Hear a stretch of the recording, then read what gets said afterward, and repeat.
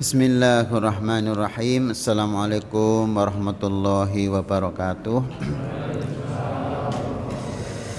Alhamdulillahi rabbil alamin wa bihi nasta'inu ala umuri dunya waddin. Wassalatu wassalamu ala asrafil anbiya'i wal mursalin wa ala alihi wa sahbihi ajma'in wa ba'du.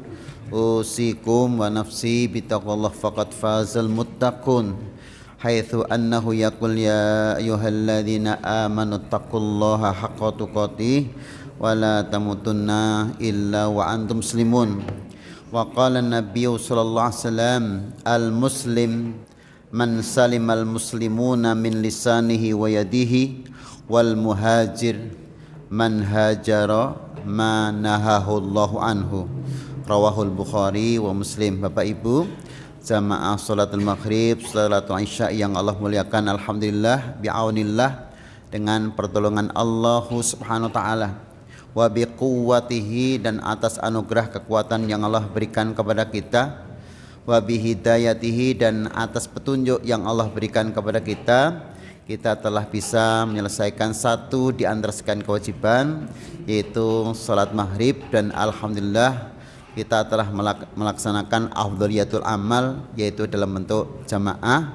Karena secara hukum fikih sebenarnya salat sendiri pun hukumnya sah, hanya dari sisi afdhaliyah kurang, karena kalau sendiri nilainya 1, kalau berjamaah nilainya 27. Alhamdulillah kita telah melaksanakan yang lebih afdol daripada sekedar salat menggugurkan kewajiban. Ini pertama. Kedua, Bapak Ibu, kita senantiasa bersolawat kepada Rasulullah, yang malam hari ini akan kita mulai bahas tentang hijratul Rasul, hijrahnya Nabi dari Mekah ke Madinah, yang mungkin tidak bisa selesai dalam satu pertemuan. Bapak Ibu yang Allah rahmati, untuk membahas tentang hijrah ini ternyata banyak variasi yang kita kembangkan. Satu, adanya di bulan Muharram, kaitannya adanya puasa sunnah, yaitu di bulan Muharram, yaitu Asyura. Kalau secara hukum fikih memang masuk kategori shaumut tatawwu, yaitu puasa yang disunnahkan Rasulullah SAW, yaitu saumu Asyura. Kaitannya dengan bulan Muharram ada yaumu Asyura. Yaumu Asyura wa yaumut Tasu'a, puasa bulan Muharram pada hari ke-10 dan hari ke-9. Wa huma al-ashir wa tasi', yaitu hari ke-10 dan hari ke-9 min syahril Muharram, dari bulan Muharram, liqaulihi sallallahu alaihi wasallam, sesuai dengan apa yang disampaikan Rasulullah, wa saumu yaumu Asyura yukaffir sanah madiyah, puasa hari ke-10 di bulan Muharram, Allah akan menjadikan sebagai yukaffir, sebagai penghapus dosa 1 tahun yang sudah lewat. Kama shoma yaum Asyura, sebagaimana Rasulullah telah berpuasa pada tanggal 10 Asyura, 10 Muharram, wa amara bi siyamihi, maka kemudian Rasul pun memerintahkan kepada sahabat-sahabat beliau untuk melakukan puasa sebagaimana Rasulullah. Dan Rasul menambahkan, idza kanal am al muqbil insyaallah sunnal yaumat tasi', apabila tahun depan Allah masih memberikan kehidupan kepada kami, insyaallah kami akan puasa mulai tanggal 9. Inilah secara hukum fikih di bulan Muharram kita punya sunnah yang sebaiknya untuk tidak kita tinggalkan, yaitu puasa pada tanggal 9 dan 10. Seandainya tidak bisa, ya 10 saja, karena Rasul pun yang 10 sudah dilakukan, tapi yang 9 itu belum. Adapun belumnya Rasul itu, tapi Rasul sudah berjanji kalau tahun depan masih, maka aku akan mulai puasa pada tanggal 9. Adapun kemarin alasan-alasan sekian banyak sudah kita terangkan mengapa di hari Asyura. Yang pertama dalam buku Lataiful Ma'arif, tentang hari diterimanya tobat Adam alaihissalam, yaitu pada tanggal 10 Asyura ketika beliau berdoa di hadapan Allah mengakui atas kesalahannya, Rabbana zalamna anfusana wa illam taghfir lana wa tarhamna lanakunanna minal khasirin, karena diterima taubatnya maka kelak nanti juga akan masuk surga kembali.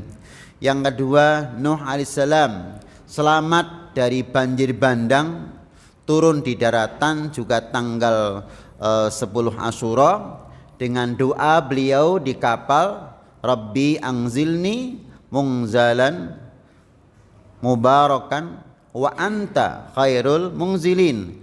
Ini doa Nabi Nuh. Selain itu yang kemudian dilanjutkan oleh Rasulullah, kalau kita nanti kehujanan juga mungkin doa sebagai tolak balak hujan, Allahumma hawalaina la alaina. Dan itu sudah banyak para bapak ibu yang mengamalkan doa ini. Insyaallah seandainya ada hujan, tidak lama hujan pun akan reda bila mana doa itu diterima. Khususnya bagi para bapak ibu yang kadang-kadang punya hajat, entah itu kaitannya dengan mengumpulkan saudara-saudaranya di hari akikah atau hari akad nikah agar tidak hujan, mungkin sorenya berdoa atau ketika pas hujan berdoa Allahumma hawalaina la alaina.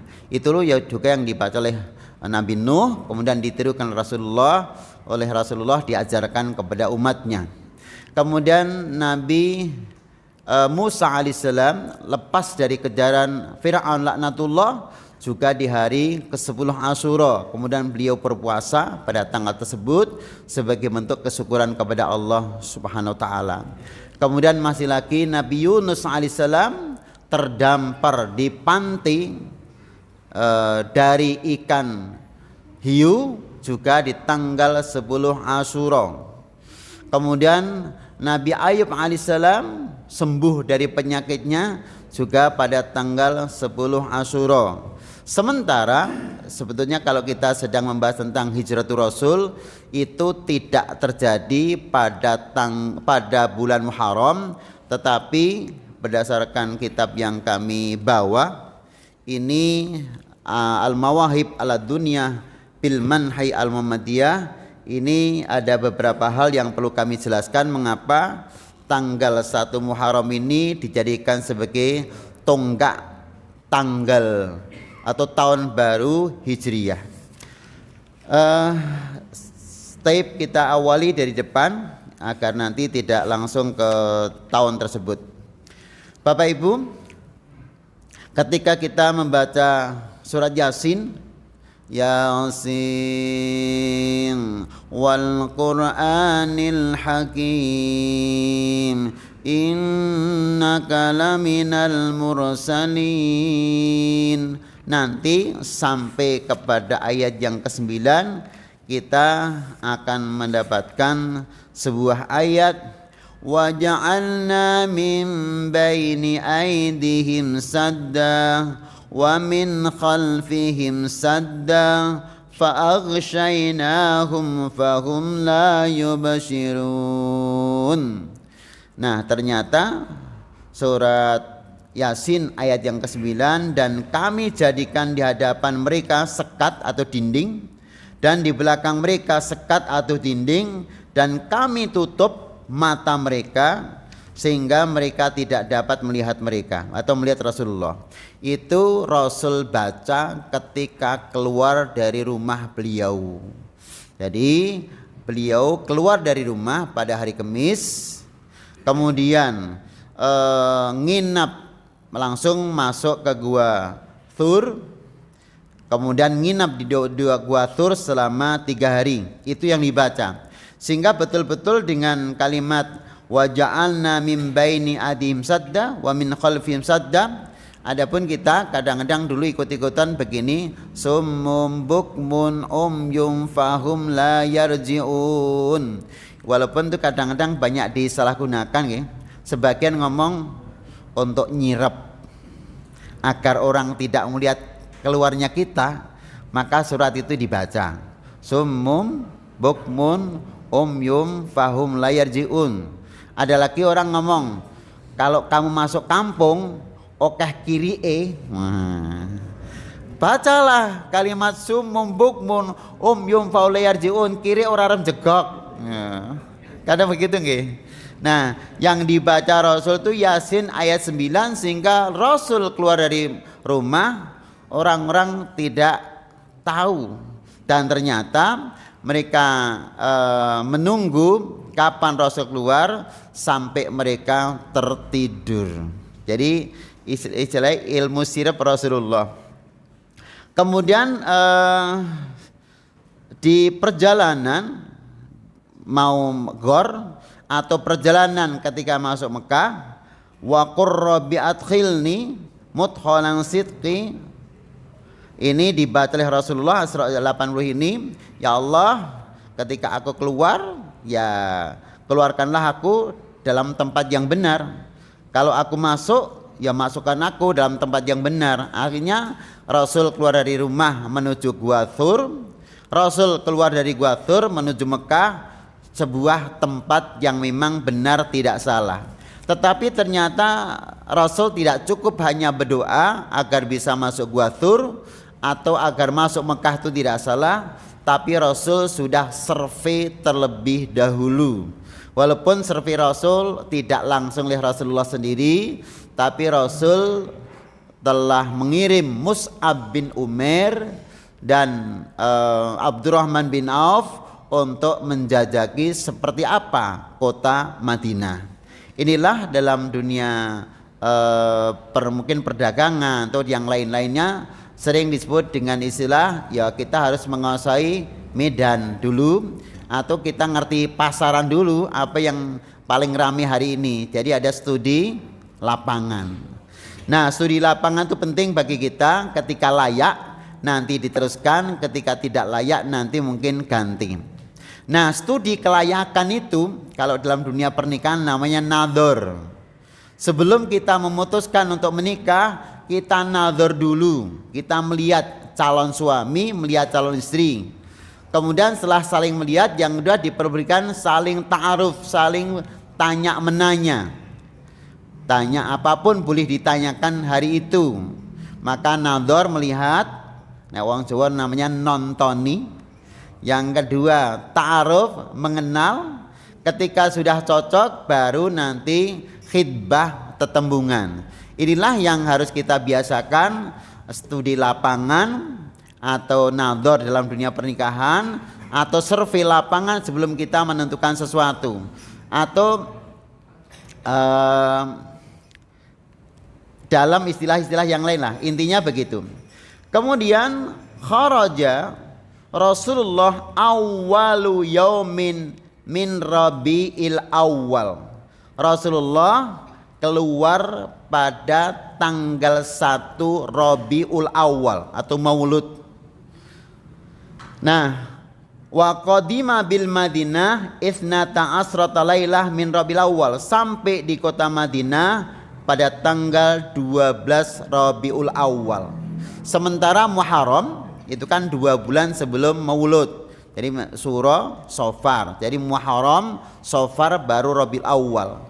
2 tahun sebelum 2 bulan sebelum Rasul hijrah ke Madinah, itu oleh khilafah Umar bin Khattab dijadikan sebagai tonggak tahun baru Hijriah. Ada beberapa alasan. Pertama, Umar bin Khattab sepeninggal Rasulullah, jadi setelah Abu Bakar kemudian meninggal digantikan oleh Umar bin Khattab, maka Umar bin Khattab pun bermusyawarah dengan para sahabat Nabi untuk menjadikan tahun baru Hijriah, karena saat itu baru ada tahun Masihiyah, kelahiran Nabi Isa.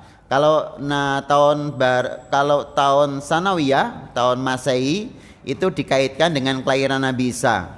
Tapi kalau Hijriah dikaitkan dengan hijrah Rasul, jadi sedikit berbeda. Nah, tanggal 1 Maulud Rabiul Awal berangkat sampai di Madinah tanggal 12. Ini dalam keterangan Fathul Bari. Ada 2 versi. Pertama, kharaja yaumul khamis, keluarnya dari rumah itu sebenarnya sejak hari Kamis. Kemudian menetap di Gua Thur itu selama 3 hari, sehingga Rasul keluar dari Gua Thur itu baru pada hari Seninnya. Inilah yang kemudian yang melatar belakangi mengapa kita menginap tuh rata-rata maksimal 3 hari. Nyuwun ngapunten. Kalau kita bertamu sebaiknya juga 3 hari. Ketika sudah lebih daripada 3 hari, seandainya nanti yang kita tamu itu narik biaya makan, nyuwun ngapunten nggih, walaupun kita tidak mungkin pernah narik biaya makan, akomodasi itu sah-sah saja. Tapi ada juga yang pandai Pak, telung dino pindah engko balik lagi. Mung telung dino sehari tok, nah, balik lagi 3 hari lagi. Itu sekedar menghindari hadis. Nah, ini tentang 3 hari. Yang kedua, mengapa ketok pintu juga tiga kali? Assalamualaikum. Berhenti sejenak, tidak dijawab. Assalamualaikum lagi, ketok tidak dijawab. Ketika yang terakhir sudah assalamualaikum, ketika sudah ketiga tidak dijawab, sebaiknya pulang. Tidak boleh lama-lama di tempat tersebut. Ada beberapa alasan. 1, mungkin tidak di rumah. Yang kedua, di rumah sengaja sedang tidak ingin menerima tamu. Mungkin sesuatu yang belum siap untuk menerima tamu, atau alasan-alasan yang lainnya. Inilah tentang 3 hari. Termasuk urusan 3 lagi, talak. Ada talak 3. Ketika sudah talak 3, namanya talak bain, tidak bisa kembali kepada suami istri lagi kecuali nanti telah dinikahi oleh orang lain, dan orang lain itu nanti menceraikannya, baru balik kembali kepada suami yang pertama. Nah, adapun kisah tentang bagaimana caranya rujuk, nyuwun ngapunten, ini sedikit melebar ke materi fikih. Misalnya seorang laki-laki entah dalam keadaan sadar atau tidak sadar, sedang tidak nyaman dengan istrinya, atau memang sadar, kamu saya cerai, kamu pulang ke bapak ibumu. Nah, kalimat itu ternyata bisa terhapus, tidak sah, tidak berlaku hukum cerai ketika sudah rujuk. Apa rujuk itu? Sebelum 3 bulan sudah hubungan intim lagi sebagai tanda rujuk. Nah, maka tetapi tidak boleh kita main-main dengan cerai. Engko sadurunge 3 sasi turu meneh. Kan wis sah lagi. Kan wis sah lagi. Kan wis sah lagi ping 3. Tetapi ketika sudah 3 kali harus dicerai, betul-betul dicerai. Kemudian setelah dinikahi oleh orang lain, nanti dicerai lagi oleh orang lain tersebut baru balik lagi kepada kita. Cuman juga tidak boleh kamu nikahi tapi jangan disinggol ya. Ini sekedar syarat agar bisa kembali kepada saya. Kan untuk bisa kembali kepada aku harus dinikahi orang lain dulu. Maka kamu tak sewa untuk nikahi istri saya, mantan istri saya, tapi jangan kamu singgol, setelah itu kamu cerai lagi. Nah, itu kan berarti ya mempolitisir hukum cerai. Nah, ini juga demikian. Tadi sama dengan yang sudah 3 kali salam, pergi balik lagi, 3 kali nginap, pergi sehari balik lagi, ya seperti itu. Jadi tentang 3 hari. Bapak Ibu yang berbahagia, kemudian setelah itu Rasulullah jadi ketika di gua selama 3 hari bersama Abu Bakar As-Siddiq radhiyallahu anhu, Allah membuatkan makar atau ya mukjizat untuk Nabiullah Karim Nabi Muhammad agar tidak ketahuan orang-orang musyrik. Apa itu bentuknya? Ambatallahu syajara, Allah menumbuhkan pohon di mulut gua Thur. Jadi gua Thur itu kalau jaringan nanti dari Mekah ambil arah ke selatan, nanti di kanan jalan lagi, di kanan jalan itu gua Thur. Kalau gua Hira nanti di sebelah kiri jalan. Kemudian ini pertama. Kemudian yang kedua, amarallahu al-ankabuta, Allah memerintahkan Al-Ankabut yaitu laba-laba untuk membuat rumah di mulut pintu, di pintu gua. Kemudian yang ketiga al-hamamah fi famil ghar. Kemudian di atas pintu itu juga ada 2 burung merpati. Sehingga kalau bapak-bapak ibu-ibu sampai hari ini melihat tentang burung merpati, itu setidaknya ada 2 sejarah. Pertama, burung merpati itu burung sejak zaman Nabi Sulaiman di Palestina. Sejarah pertama. Sejarah kedua, burung merpati itu berkembang biak sejak zaman Rasul di Gua Thur.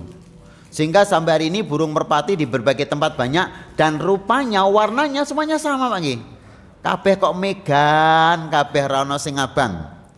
Enggak ada yang putih, semuanya berwarna megan atau berwarna apa nggih? Kelabu. Nah, dengan 3 hal tersebut, satu, tidak mungkin di dalamnya ada orang karena di depannya ada pohon. Yang kedua, pohon itu sebagai tambatan untuk laba-laba. Yang ketiga, orang-orang musyrik mengatakan laba-laba itu sudah berada di tempat itu sejak Rasul belum lahir. Tidak mungkin Rasul berada di tempat tersebut. Itu kata orang-orang musyrik. Yang ketiga, jenengan niki juga sebagai pelajaran kagem kula jenengan sami, ternyata burung dara itu ketika ada orang pasti terbang walaupun malam. Maka monggo untuk bisa menjaga rumah kita itu mungkin ada beberapa hal, mungkin satu burung dara. Ana dara kok do mabur ki apa ana uwong to ya. Tuh. 2, jenengan bisa ngingu niku banyak niku napa? Angsa. Nggih. Itu juga begitu ada orang lain itu kuat loh. Yang ketiga nyuwun ngapunten, Rasul pernah memperbolehkan tapi harus ditempatkan yaitu anjing atau kirik, tapi tidak dibebaskan. Kapanpun ada orang, anjing itu pasti ya bersuara. Itu diantaranya. Maka dengan satu ada pohon, kedua ada laba-laba, yang ketiga ada burung juga tetap di tempat tidak keluar, mereka tetap mempunyai keyakinan tidak mungkin Rasulullah berada di gua tersebut. Wa qala Rasulullah sallallahu alaihi wasallam fil ghar, tetapi juga Rasul tidak langsung pede banget dengan bersandar kepada Allah, tapi Rasul juga berdoa. Allahumma a'mi absarahum, ya Allah butakanlah mata mereka. Allahumma a'mi absarahum. Kami lihat menukil dari buku Al-Mawahib ala Dunyah bil Manhi al-Muhammadiyah, Allahumma a'mi absarahum, ya Allah butakanlah mata mereka. Wa qala Rasulullah li sahibihi, di dalam gua tersebut kemudian Rasul ditemani Abu Bakar As-Siddiq.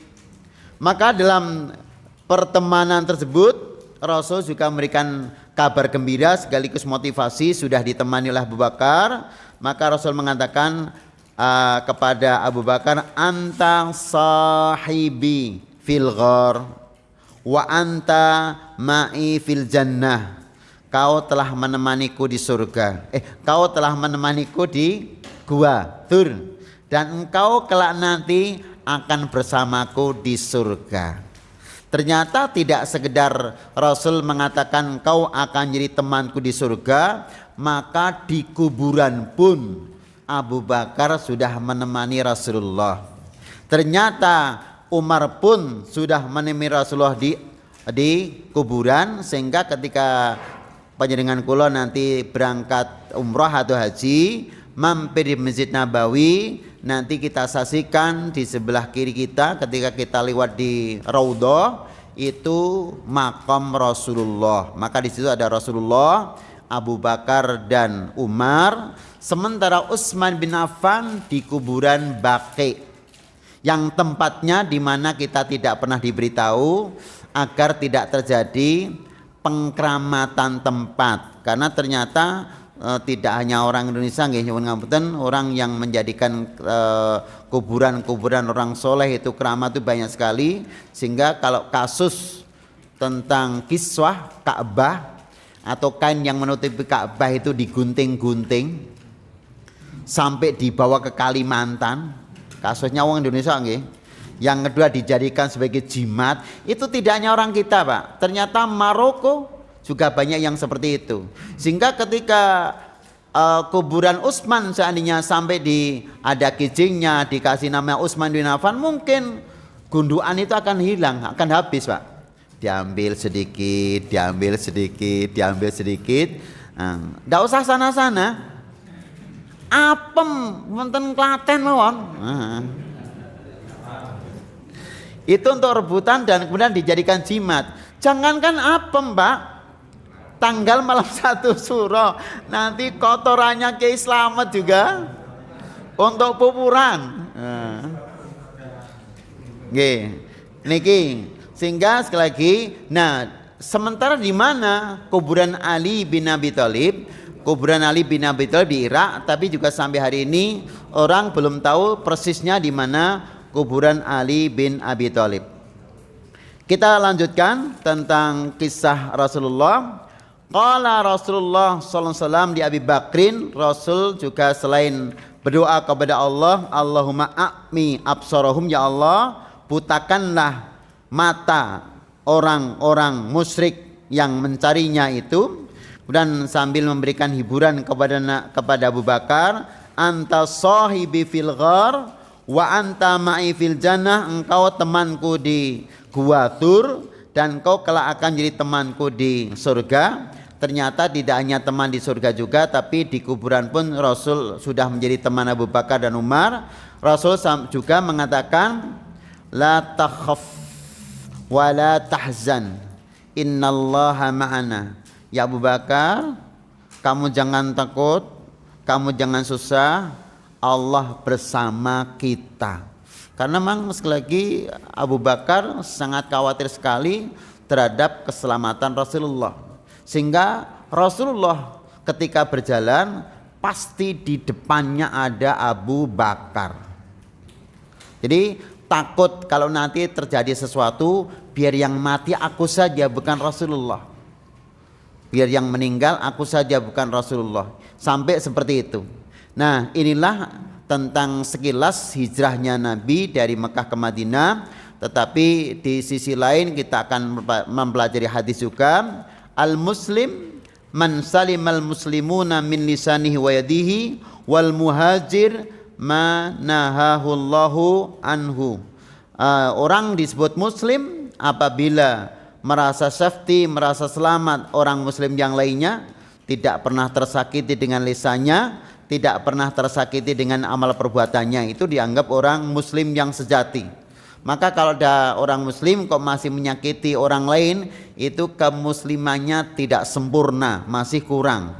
Inilah yang sering kita gaungkan tentang pentingnya ukhuwah Islamiyah di antara kita, karena kita tidak boleh menyakiti dengan lisan kita maupun anggota badan kita. Sementara orang dianggap sebagai hijrah, muhajir, itu tidak sekedar hijrah tempat seperti Rasul dari Mekah ke Madinah saja, seperti kita dari urbanisasi dan emigrasi saja, tapi orang muhajir yang sesungguhnya adalah berhijrah apa yang Allah larang, kemudian berhijrah kepada yang Allah halalkan. Bapak Ibu, setelah kita pelajari selayang pandang tentang hijratul Rasul, apa yang dilakukan Rasul ketika di tempat yang baru di Madinah Al-Munawwarah. Saya sekedar mengulang materi yang setahun lalu sudah pernah kita sampaikan. Yang pertama, Rasul berjalan dari Mekah menuju Madinah, mulai berjalannya itu di malam hari, bukan siang hari. awalnya hari Kamis, tetapi karena di gua itu 3 hari, maka keluarnya itu di malam Senin, sampai di Madinah juga tanggal 12, sehingga tanggal 12 ini menjadi tanggal kelahiran Nabi, tanggal hijrahnya Nabi atau sampai tempat di sana, yang terakhir tanggal meninggalnya Rasulullah Sallallahu Alaihi Wasallam, Rabiul Awal. Kemudian setelah itu, setelah Rasul sampai di Madinah, maka Rasul bersama sahabat yang lain, saat itu ada Umar, Abu Bakar, Abu Salamah, Utsman bin Affan, 4 orang tokoh-tokoh dari Mekah ini membawa satu batu yang kemudian batu itu diletakkan di tempat masing-masing. Itulah namanya peletakan batu pertama pembangunan Masjid Kuba. Sehingga kalau hari ini bapak-bapak ibu-ibu ketika mau membangun ada istilah peletakan batu pertama, tidak bid'ah. Saya nyampaikan tidak bid'ah. Karena ada yang mengatakan apa tidak pakai peletakan batu pertama, memangnya itu ajaran Rasulullah. Ya Rasulullah saja ketika di Madinah peletakan batu pertama yang membawa tokoh-tokoh dari Madinah, Abu Bakar, Umar, Utsman, Abu Salamah. Di mana Ali? Ali masih tertinggal di Mekah karena tidur di tempat ranjangnya Rasulullah. Mengapa yang dipilih Ali? Karena kemiripan wajah Ali dengan Rasulullah Sallallahu Alaihi Wasallam. Kemudian yang berikutnya ada sebagian para ulama yang menyampaikan tentang urusan sejarah ini. Rasul ketika awal-awal dakwah bukan semuanya dari kalangan yang tua, Abu Bakar, tapi ada kalangan yang muda. Yang muda inilah nanti menjadi generasi penerus, sehingga libatkan yang muda. Ini pertama ada Ali bin Abi Thalib. Yang kedua, jangan orang-orang kaya saja yang didakwai, tapi ada orang yang miskin tetapi pemberani dari kalangan muda. Siapa? Umar bin Khattab. Jadilah Umar bin Khattab menjadi pendamping Rasulullah. Ini kalau istilah kita secara manajemen masjid harus dilengkapi ada orang-orang model Abu Bakar. Orangnya sabar, kemudian uang yo gelem metu, pikirane gelem metu, suka mendampingi orang-orang yang baik. Itu model-model Abu Bakar. Ternyata yang mengislamkan Bilal bin Rabah itu Abu Bakar. Itu perlu orang-orang kayak Abu Bakar. Tetapi yang kedua juga perlu ada orang-orang seperti Umar bin Khattab. Sebagai Umar bin Khattab, Masya Allah ya, barang siapa yang istrinya pengen jadi janda, wah pengumuman ya. Barang siapa yang anak-anaknya pengen jadi yatim, cegatlah, kami akan berangkat dari Mekah menuju Madinah. Rasul itu pakai sembunyi-sembunyi, Abu Bakar pakai sembunyi-sembunyi, tapi Umar malah mengumumkan diri. Tapi karena yang mengumumkan Umar, ya nggak ada yang berani, nggak ada yang berani. Itulah dalam konsep kemasjidan pun nanti perlu adanya orang-orang Umar sebagai security-nya, security masjid. Kemudian orang-orang perlu Utsman bin Affan. Utsman bin Affan juga ngomong ini, separuh hartanya itu untuk Islam. Ngerti nggak ini sejarahnya? Separuh harta untuk Islam. Nah, tetapi ternyata juga tidak mengurangi harta Utsman bin Affan. Tercatat Utsman bin Affan itu orang paling kaya di kalangan sahabat Nabi, bersama dengan Abdurrahman bin Auf. Maka yang bangun Masjid Nabawi ada Utsman bin Affan. Selain bangun masjid, masih sumber air yang beliau beli dari kaum Yahudi, namanya Bi'ru Rumah.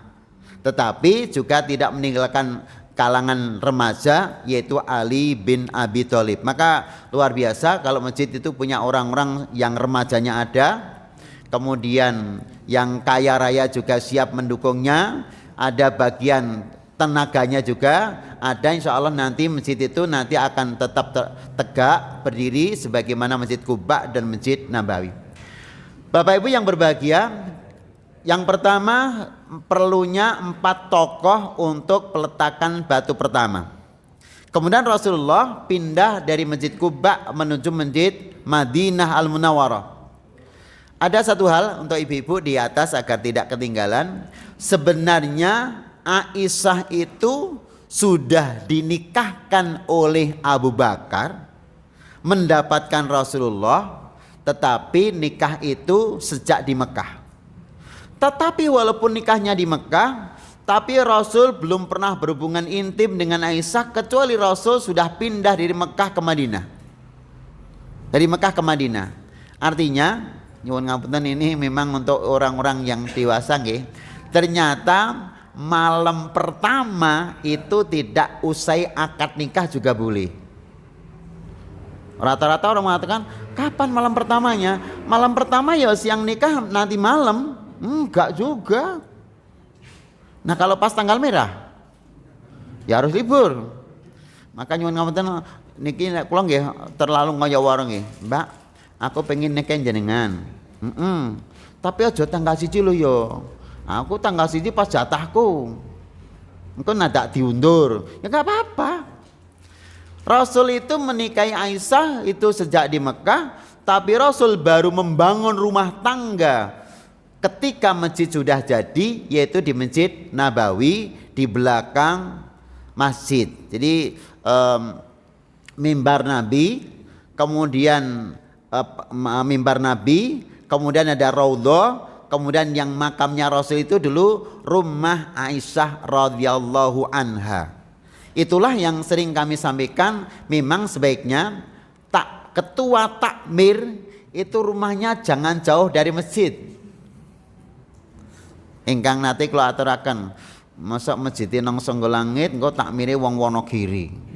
Ya nanti kapan pengajian nggak ngerti apa yang terjadi, nggak ngerti. Itulah mengapa Rasulullah berada di rumah beli belakang masjid itu.